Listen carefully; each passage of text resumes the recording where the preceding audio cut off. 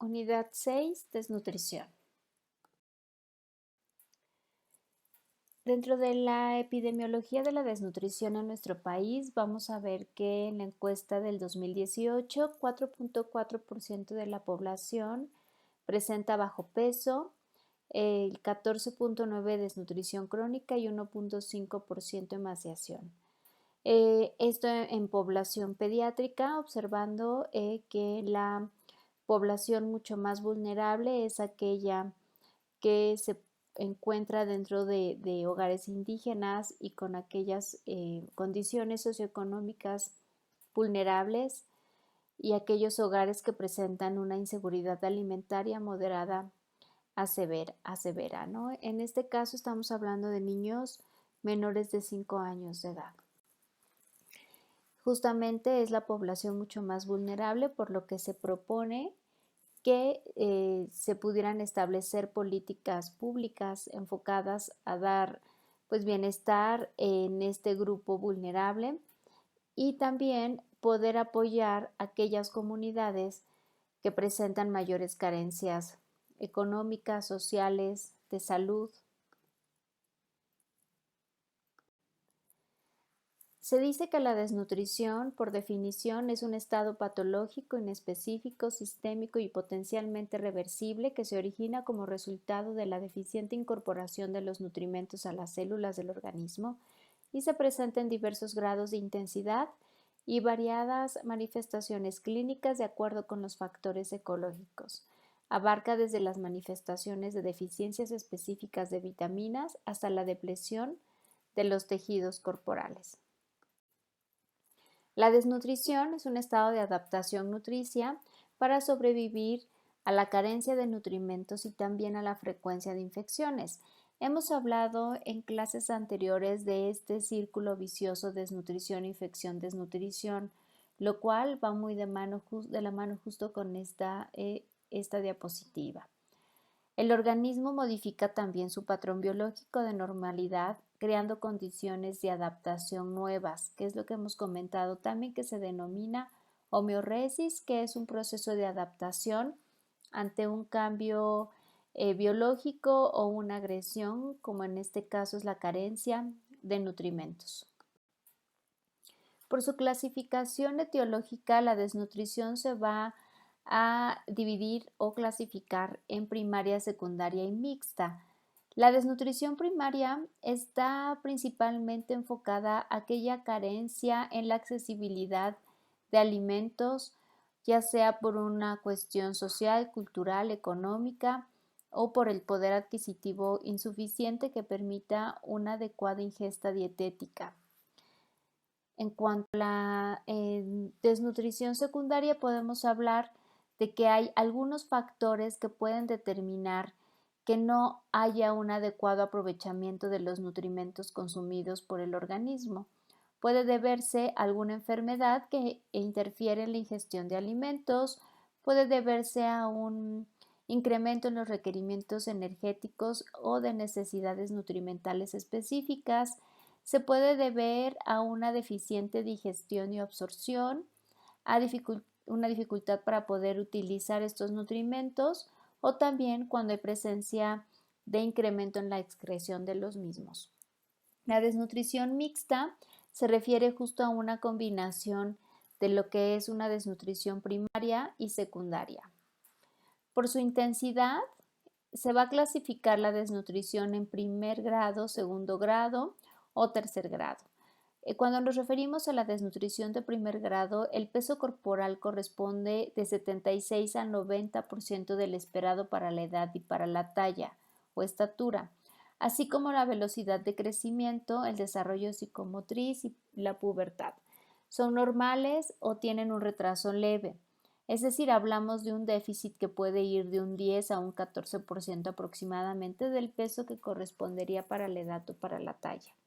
En cuanto a la desnutrición de segundo grado, hablamos ya de un déficit mayor. Estamos hablando que el peso, se puede encontrar el peso para la edad o para la talla en un 61 al 75%, es decir, hablaríamos de un déficit que puede ir de un 25 a un 39% aproximadamente. del peso corporal esperado. En este caso se han agotado las reservas nutricionales naturales y se utilizan elementos plásticos para obtener energía, por lo que la función celular se lesiona, pero se mantiene la termogénesis. Y finalmente, en la desnutrición de tercer grado, estamos hablando que hay un déficit del 40% más del esperado, del peso esperado para la talla y para la edad. El crecimiento, el desarrollo o la pubertad se encuentran detenidos y bueno, puede haber presencia de edema, que es lo que se denomina desnutrición de tipo kwashiorkor. No solo se ven afectadas las funciones celulares, sino también la termogénesis y bueno, hay un peligro inminente de morir. El tratamiento nutricional en estos casos se basa, como dice la diapositiva, en el conocimiento de los factores etiológicos, es decir, saber qué es lo que generó la causa de esta desnutrición para poder buscar la mejor alternativa individualizada. Se dice que uno de los pasos es eliminar los agentes etiológicos que dieron origen a la desnutrición y asegurar un balance térmico adecuado, particularmente en neonatos y en lactantes. Se dice también que debemos permitir que el organismo repare los daños ya causados durante los diversos estadios patogénicos que se traducen en el balance negativo de energía y por tanto ser suficientemente prolongado para lograr una rehabilitación completa. Hablar de desnutrición no solamente es el tratamiento en la estadia aguda, sino realmente trabajar en la rehabilitación y, como dice el primer punto, identificar cuál es la causa de origen para evitar o corregirla desde un principio y evitar que se vuelva a presentar. Hay niños que pueden recuperar su estado nutricional, pero en un momento dado pueden nuevamente recaer en la misma si es que no se ataca el problema base. La desnutrición de primer y segundo grado, pues la dieta debe ser equilibrada, completa, variada y de fácil digestión, debe ser agradable y sencilla al ingerir. Y en el caso de la desnutrición de tercer grado, pues debe evaluarse la corrección de las alteraciones hidroelectrolíticas agudas que ponen en peligro la vida. Y veíamos justamente que un paciente con desnutrición de tercer grado tipo kwashiorkor pues se caracteriza por la presencia de edema y este edema a su vez alteraciones hidroelectrolíticas. Por tanto, principalmente en un inicio debe realizarse la corrección de las mismas y posteriormente poder manejar una introducción gradual de los alimentos para poder asegurar un aporte equilibrado de macronutrimentos sin provocar alguna complicación concomitante a una ingesta acelerada o de un aporte calórico alto en un inicio. Es importante mencionar que este tratamiento y que esta progresión debe realizarse de manera gradual. Y bueno, algo que tenemos que tener en cuenta dentro de este proceso es algo que se llama o denomina síndrome de realimentación. Y el síndrome de realimentación permite describir un grupo de alteraciones metabólicas que ocurren durante la realimentación oral, enteral o endovenosa en pacientes gravemente desnutridos o privados de un alimento durante un determinado periodo de tiempo. Es decir, aquellos pacientes que han estado sin ningún aporte enteral o endovenoso por un periodo prolongado, ya sea por un ayuno o una falta de aporte endovenoso, y nosotros iniciamos la alimentación de una forma súbita, podemos generar justamente estas alteraciones metabólicas. Por tanto, hay diversas recomendaciones como iniciar con una tercera parte del requerimiento del paciente o iniciar a microestimulación para evitar este tipo de complicaciones. Se habla de una hipofosfatemia grave o severa, alteraciones en el equilibrio de fluidos, alteraciones en el metabolismo de los hidratos de carbono, déficit de vitamina B, hipocalemia, hipomagnesemia. Y bueno, aquí les coloco una referencia bibliográfica que vamos a revisar en clase para que ustedes puedan entender un poco más claramente cuáles son estas alteraciones y por qué se pone en riesgo la vida del paciente si no iniciamos de una manera gradual en el paciente desnutrido un plan de alimentación. Y bueno, vamos a dar inicio a nuestra unidad 7. En esta unidad vamos a hablar de la alimentación enteral y vamos a platicar también de la alimentación o nutrición endovenosa, que es el término adecuado. Vamos a decir que la alimentación enteral pues está indicada en pacientes que tengan un tracto digestivo funcional.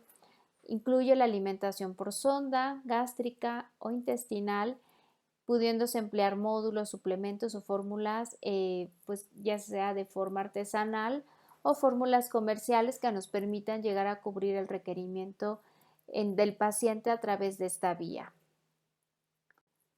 Se dice que la alimentación, pues como ya hemos visto en otras clases, nos permite satisfacer los requerimientos individuales, prevenir la desnutrición, idealmente a partir de la vía enteral, siempre buscar la parte más fisiológica para alimentar a nuestros pacientes.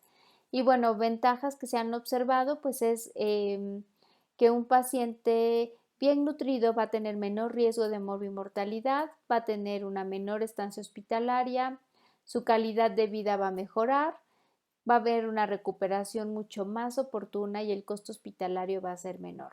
En este caso, lo que les acabo de mencionar es lo contrario de lo que viene en la diapositiva, derivado de que estas son las causas de lo que una desnutrición nos puede condicionar. Por tanto, hay que ser muy objetivos y visualizar la parte positiva de tener un paciente bien nutrido. Y bueno, ¿cómo decidir si una nutrición endovenosa o una alimentación enteral es lo mejor? Como hemos mencionado, cada paciente debe de individualizarse de tal forma que reciba un plan nutricional acorde a todo su contexto, ¿no? Tanto biológico, social, emocional, etc. En este caso, para poder decidir el uso de una alimentación enteral hay una regla de oro y es justamente que el intestino esté funcional.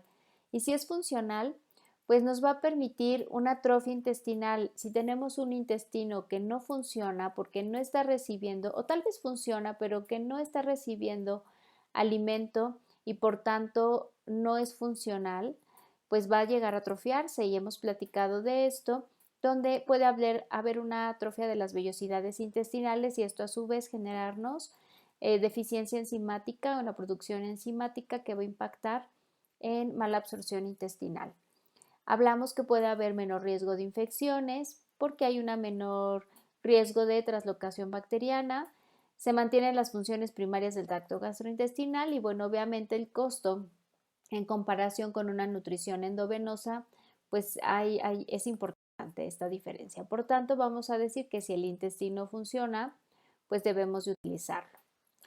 Como parte de las indicaciones específicas, vamos a hablar que es un plan nutricional útil para pacientes que tienen dificultades en la ingesta y en la deglución, aquellos que cursan con mala absorción intestinal, para aquellos que tienen alguna patología con aumento de requerimientos o incremento en pérdidas, en pacientes con situaciones que también tienen aumento en los requerimientos y que puede ser de diversos factores, entre otras. Es importante, como he mencionado, considerar que la alimentación enteral y la suplementación puede ser a partir de vía oral, como pueden ser licuados artesanales o fórmulas comerciales que puedan permitir dar un aporte mayor para cumplir la meta energética individualizada. En algunos casos donde no es suficiente a partir de la vía oral, entonces se puede considerar el uso de alguna sonda temporal o permanente en el caso que así se requiera. Existen diversas fórmulas comerciales en casa, hechas en casa y bueno, la selección de estas va a depender de la edad del paciente, la enfermedad de base y la capacidad funcional del tracto digestivo. Si yo tengo un paciente que tiene menos de un año de edad, probablemente requiere una fórmula láctea polimérica, pero no una fórmula polimérica comercial pediátrica o por adulto. En el caso de que tenga un paciente con una enfermedad de mala absorción intestinal, tal vez decida elegir alguna fórmula que ya venga predigerida o en sus componentes mínimos para facilitar la absorción de la misma. Y bueno, todo esto va a depender también de la capacidad del tracto digestivo. Hablar de una fórmula polimérica se refiere a una fórmula cuyos nutrimentos se encuentran en su forma más completa o intacta. Hablar de una fórmula oligomérica son aquellos nutrimentos que ya se han sometido a cierta hidrólisis o cierto proceso donde se encuentran en sus componentes no pequeños o no mínimos, pero sí menores en comparación con las fórmulas poliméricas. Y hablar de una fórmula monomérica es donde puedo encontrar las proteínas en forma de aminoácidos, los lípidos en forma de ácidos grasos, los hidratos de carbono en forma de glucosa o en forma de ciertos componentes de mucho más fácil absorción. Hablar de fórmulas especiales se refiere a aquellas fórmulas que ya contienen por sus características nutrimentos o una proporción de sus nutrimentos para poder coadyuvar al tratamiento de una enfermedad. Por ejemplo, las fórmulas poliméricas especiales para pacientes renales se caracterizan por un contenido de proteínas normal o ligeramente disminuido. Se puede observar un aporte calórico denso, se habla incluso algunas fórmulas de 1.5 kilocalorías por cada mililitro, cuando en una fórmula polimérica estándar podemos encontrar 1 kilocaloría por mililitro, ¿no? Podemos encontrar que puede venir reducida en sodio, en fósforo, en potasio, que va a tener ciertas características que la van a hacer especial para el paciente que cursa con una enfermedad renal. Y bueno, vamos a hablar también de que existen fórmulas que se consideran completas y algunas que se consideran incompletas. Las completas son aquellas que contienen todos los nutrimentos, en especial los macronutrimentos, en proporciones equilibradas.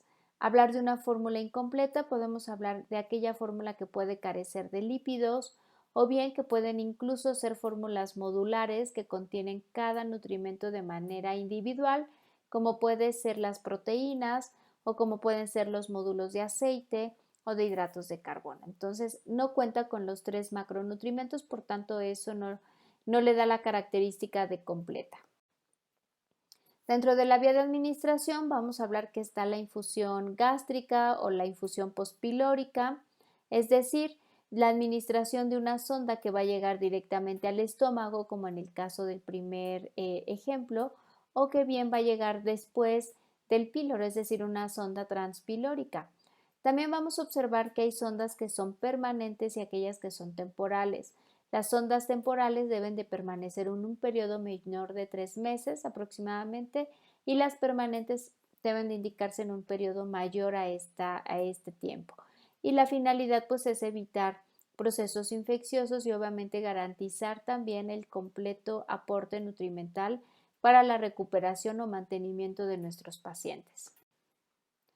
Se habla de métodos de infusión, de una infusión continua, de una infusión intermitente, quiere decir que es en bolos, y cíclica, como puede ser la infusión nocturna. La infusión continua quiere decir que durante 24 horas va a estar recibiendo el paciente la administración de su alimentación. Cuando se habla de intermitente o bolos, quiere decir que fraccionamos en tomas. Podemos decir que la dieta licuada va a administrarse cada 4 horas, entonces se alimenta durante 1 hora y descansa 3 horas para poder dar este espacio de cada 4 horas entre toma y toma.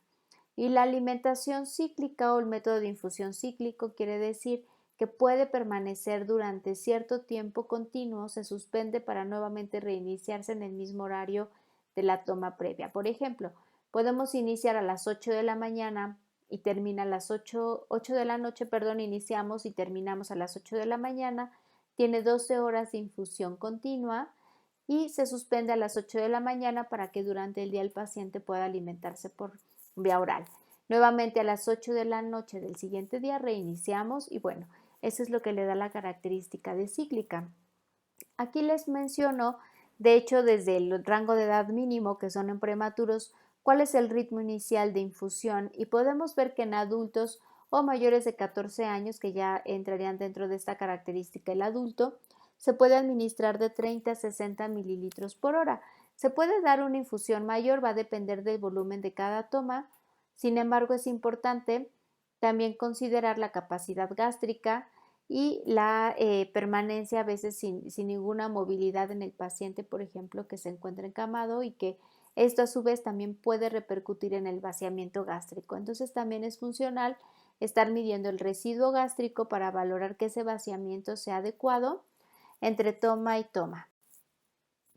Y bueno, los sistemas de infusión pueden ser diversos, existen bombas de infusión para alimentación enteral que son también muy funcionales y que permiten tener un control del goteo por un tiempo programado entre las tomas, ¿no? Comúnmente se puede alimentar también a través de una jeringa. Hay algunas jeringas septo que también son de vidrio y bueno, tienen también ciertas características y también ayudan mucho a que esta administración sea mucho más sencilla. Es importante controlar la velocidad en la que se infunde la dieta licuada, pero pues es de menor costo, ¿no? No siempre y no todos los hospitales incluso cuentan con estas bombas de infusión de alimentación enteral. A veces incluso se adaptan las fórmulas de administración de soluciones endovenosas, ¿no? Se adaptan para poder infundir alguna fórmula de estas. La verdad es que no es funcional porque además está sonando constantemente la alarma porque está detectando solutos de mayor tamaño de lo que podría administrarse a través de una vena. Entonces no son funcionales. Y bueno, también por gravedad, que es donde frecuentemente pueden observar ustedes en los hospitales, que con apoyo de una bolsa de alimentación enteral y bueno, una guía se coloca y por conteo se cuantifican cuántas gotas se deben de administrar por minuto y de esta forma cuidar el vaciado de la fórmula polimérica. Sin embargo, una desventaja es que a veces si es un licuado artesanal, y artesanal me refiero a que se prepara con los alimentos en la cocina y se licúa y se cuela, pues a veces el momento en el que se está infundiendo se puede eh, espesar o se puede asentar el residuo de esa dieta licuada y a veces puede tapar, ¿no? De alguna forma el flujo del licuado a través de la sonda. Entonces, bueno, habría que valorar y estar muy al pendiente en estos casos. Algunos controles que se tienen que tomar en cuenta en la alimentación enteral, pues vigilar la tolerancia, ¿no? ¿Y cómo vamos a vigilar esa tolerancia?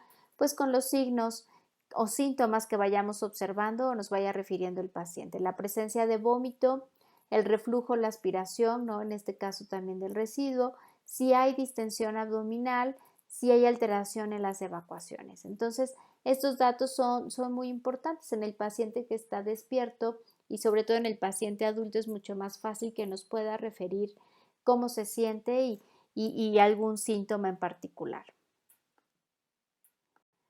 Y bueno, además es importante desde una perspectiva nutricional poder evaluar cuál es la evolución del paciente. ¿Y cómo lo voy a evaluar? Pues midiendo, pesando y determinando la recuperación a partir de datos objetivos como puede ser el peso, la recuperación del tejido adiposo, del tejido muscular a partir de pliegues o a partir de diferentes mediciones. Bioquímicamente también me es útil poder identificar si hay una mejoría en las proteínas, por ejemplo, o si hay una mejoría en el balance ureico nitrogenado o en aquellos datos que bioquímicamente me indican desnutrición. Y clínicamente también habrá datos de importancia que me puedan identificar, o que yo pueda identificar justamente si está dentro de los parámetros de recuperación nutricia o de depresión. Y bueno, esto en cuanto a alimentación enteral. Vamos a hablar ahora de lo que es la nutrición endovenosa. Y la nutrición endovenosa pues se refiere al conjunto de técnicas que permiten la administración endovenosa de nutrimentos. Esta sería su definición.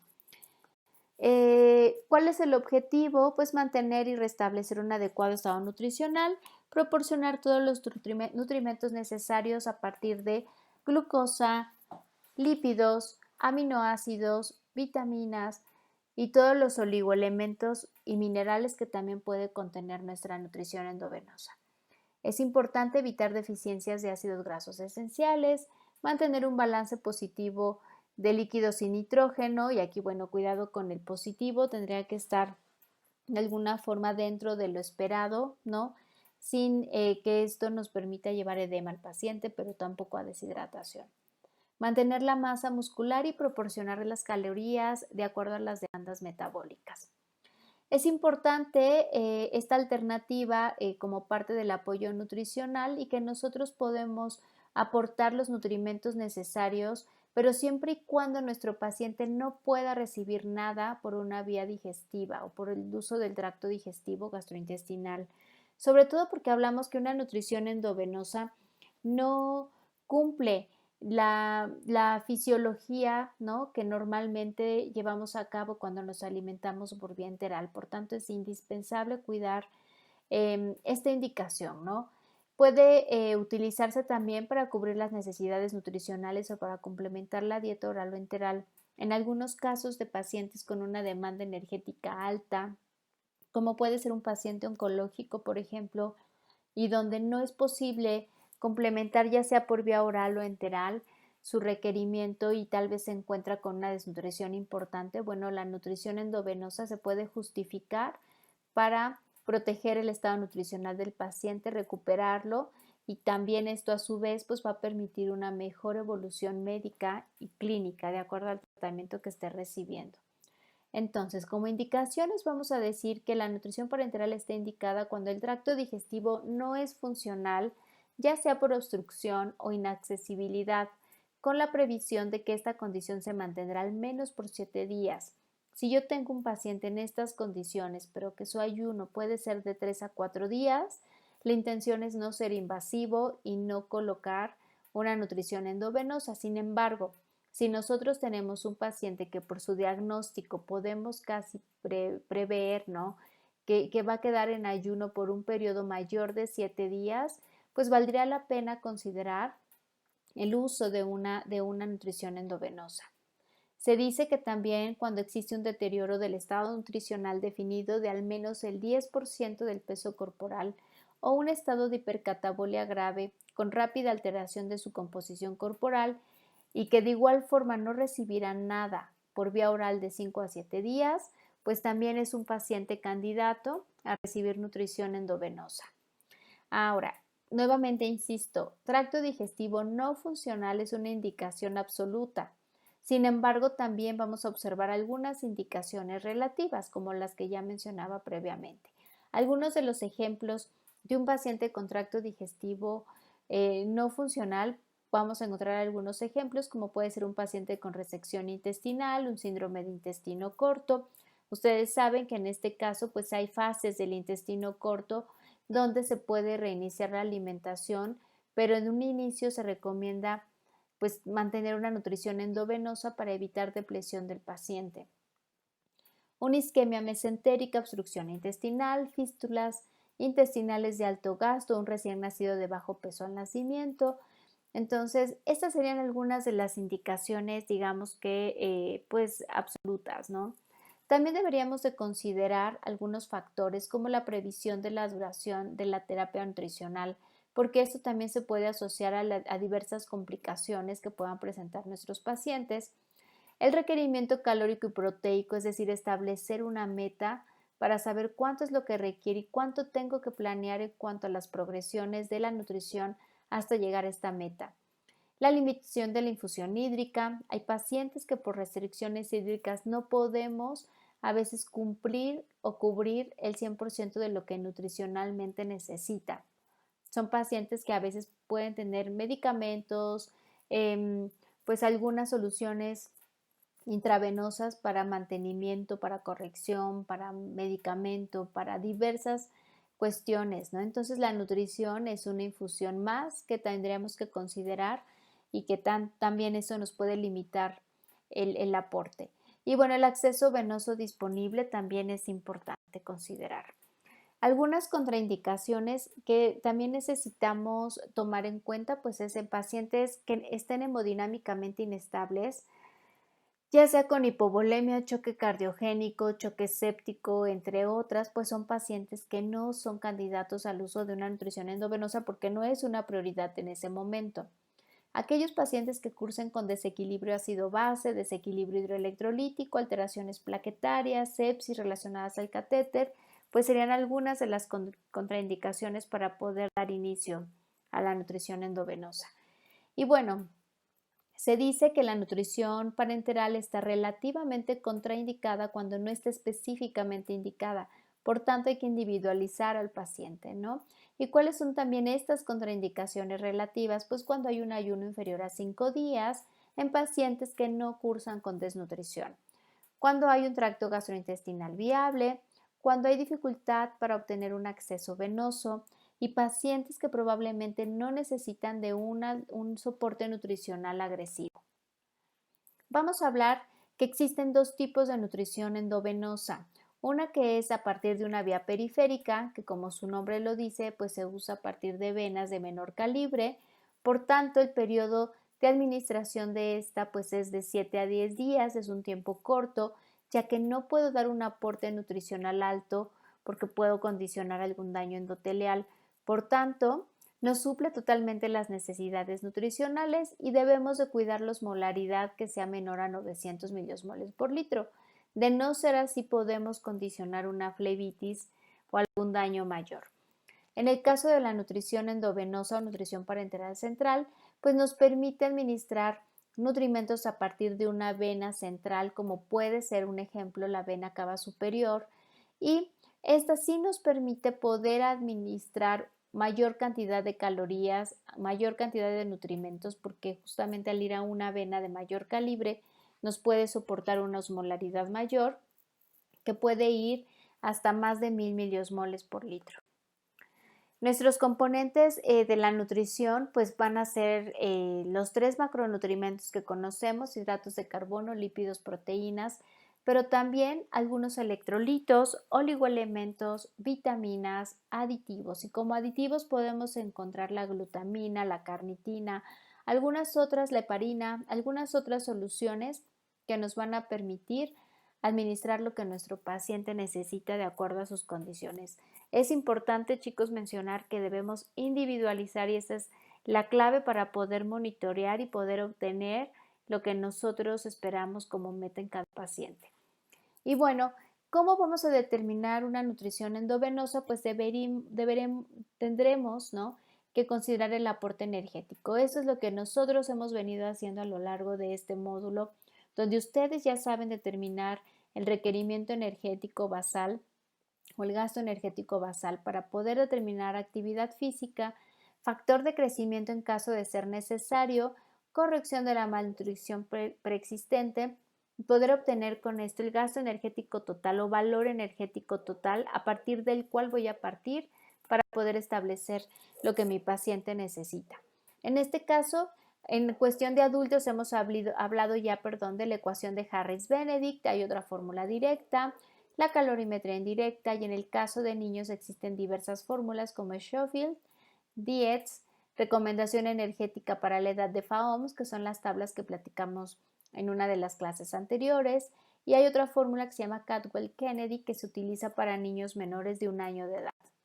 De esta forma, yo ya tengo una meta calórica y tendré que determinar también mi requerimiento de hídricos, de líquidos. Y en este caso estoy mencionando, chicos, aquí por grupos de edad hasta mayores de 10 kilogramos, que es donde entran nuestros pacientes adultos, donde determinamos un requerimiento hídrico a partir de 1500 a 1200 mililitros por superficie corporal.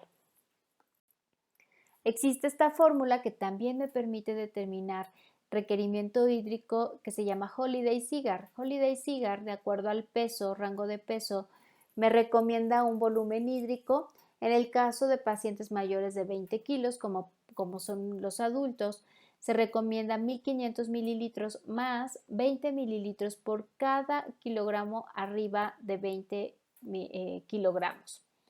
Se sugiere o se recomienda poder administrar o agregar un 20% más para cubrir como aquellas pérdidas insensibles o por fiebre o por alguna situación que no estemos considerando. Ahora, hay otra fórmula que también nos dice que son 30 mililitros por cada kilogramo de peso actual o 1 mililitro por cada kilocaloría administrada. Es decir, si yo administro 1500 kilocalorías, pues tendría que dar 1500 mililitros. En eso consiste esta alternativa. O bien de 1200 a 1500 por cada metro de superficie corporal. ¿Qué les recomiendo yo? Pues apegarse a Holiday-Cigar, que es de alguna forma una fórmula ya reconocida, de amplio uso, y bueno, nos va a permitir tener una estimación más cercana del requerimiento hídrico del paciente. En cuanto a hidratos de carbono, pues son los principales sustratos generadores de energía en la nutrición endovenosa. La cantidad está determinada por los requerimientos calóricos del paciente. Hablamos de que su forma de monohidrato de glucosa, la presentación comercial que conocemos es la dextrosa al 50%. Aquí, chicos, mencionarles que el aporte calórico que nos aporta la glucosa o dextrosa, que es glucosa monohidratada, así se le llama, o dextrosa, es del 3.4 kilocalorías por gramo, a diferencia de los 4 kilocalorías por gramo que generalmente usamos en los hidratos de carbono. En este caso en particular, la glucosa monohidratada o monohidrato de dextrosa nos aporta 3.4 kilocalorías por gramo. En este caso, pues los hidratos de carbono va a variar, ¿no? De acuerdo a la edad y tolerancia del paciente. No debe ser mayor a la producción endógena de glucosa, que va de 4 a 6 miligramos kilogramo minuto. Aquí viene para pacientes pediátricos, pero pacientes adultos pues también tenemos que cuidar la proporción en cuanto a porcentaje. En este caso también cuidar que en las vías periféricas se maneja un 12.5 de glucosa final, en pacientes con nutrición parenteral total o central, no más del 25% de glucosa final. En cuanto a las proteínas, mencionarles que las soluciones son estándar. Vamos a hablar de diversas presentaciones de aminoácidos para adultos, se pueden encontrar al 10% y también pediátricos al 10%, pero las características van a ser completamente diferentes, ya que en los aminoácidos pediátricos contiene algunos aminoácidos que se consideran esenciales para esta etapa de la vida. Y bueno, aquí les menciono también el requerimiento de los mismos por kilogramo día, llegando a un adulto a un requerimiento de 0.8 a 1 gramo kilogramo día de proteínas. En este caso, vemos que las proteínas son una fuente ideal de nitrógeno y nos permiten la síntesis de nuevas proteínas. El aporte calórico son de 4 kilocalorías también por gramo. Y bueno, existen diferentes fórmulas, como ya les había mencionado, con algunas características especiales.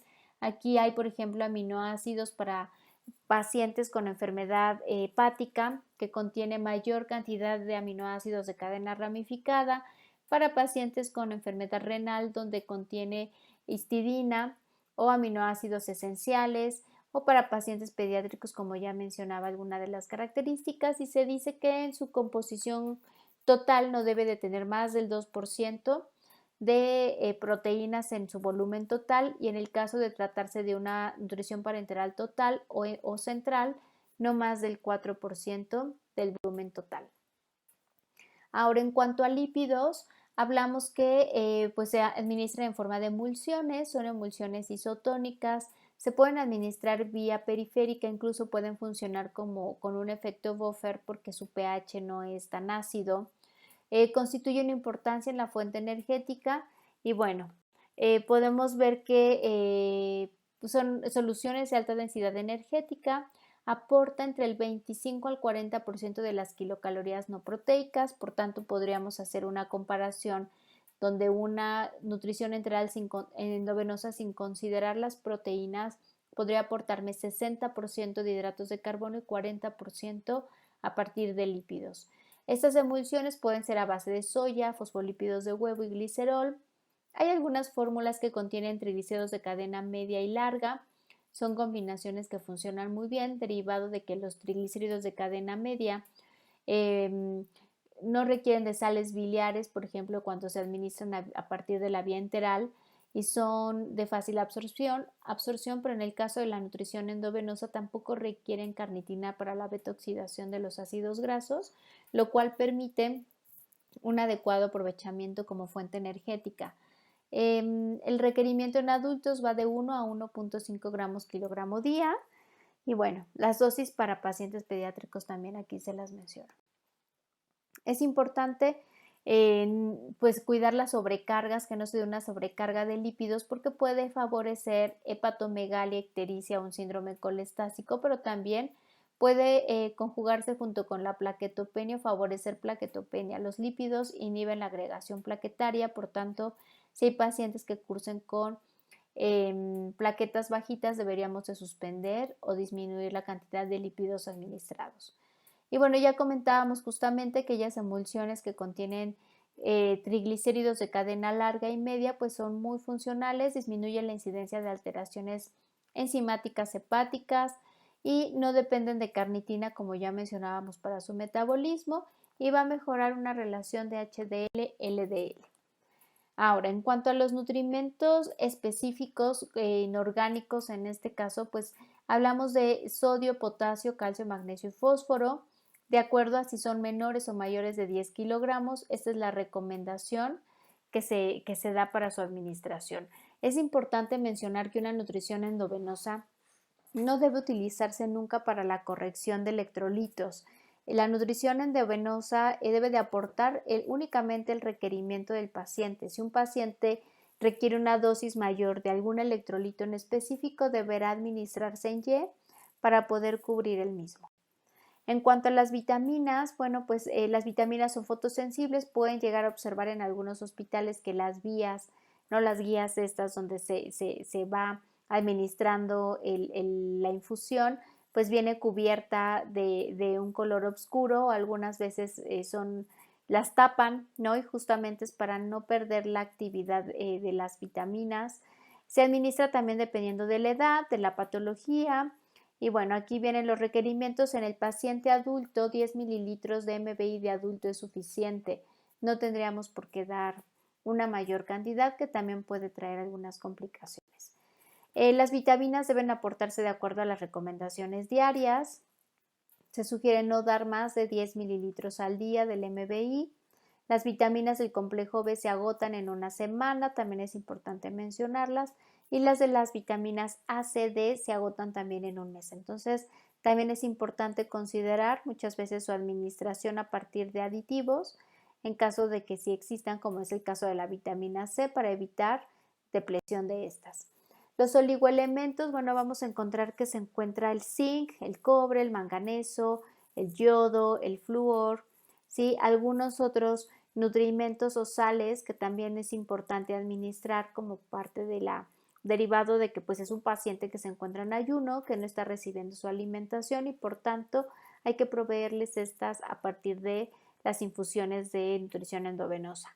La dosis al día máxima es de 20 mililitros y la forma de estimar su requerimiento en adultos, por ejemplo, es de 0.3 mililitros por kilogramo al día.